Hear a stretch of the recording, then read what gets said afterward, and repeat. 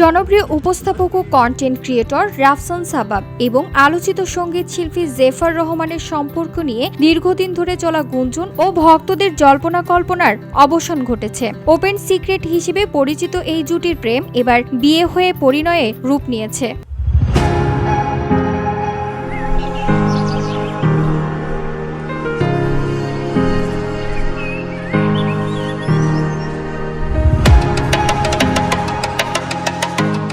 রাফসানের এই নতুন জীবনের শুরু 2 দিনের মধ্যেই নীরবতা ভেঙেছেন তার প্রাক্তন স্ত্রী চিকিৎসক সানিয়া এশা। সামাজিক মাধ্যমে প্রকাশিত এক স্ট্যাটাসে তিনি সরাসরি নাম না নিয়ে জানান, অতীতের পরিচয় পেছনে ফেলে তিনি নিজের ক্যারিয়ার ও আত্মপরিচয়কে এগিয়ে নিতে চান।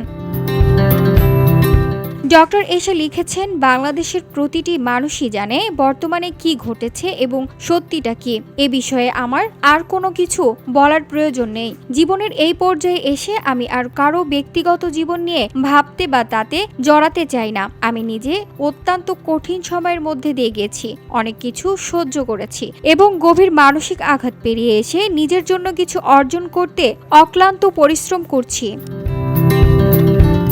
ডক্টর এশা স্পষ্ট করেছেন, তার বর্তমান মনোযোগ সম্পূর্ণভাবে নিজের জীবন ও ক্যারিয়ারে। তিনি চান এমন কিছু গড়ে তুলতে যা কঠিন সময়ে তাকে ছাড়বে না এবং বিপর্যয়ে তাকে অসহায় করে তুলবে না। রাফসান ও জেফারের নতুন জীবনের সঙ্গে সম্পর্কিত খবর আসার পর এই ঘোষণার মাধ্যমে ডক্টর এশা সকলকে জানাতে চেয়েছেন যে তার নতুন পরিচয় এবং ভবিষ্যৎ তার নিজের হাতে তৈরি। ভিওটি বাংলা নিউজ ডেস্ক।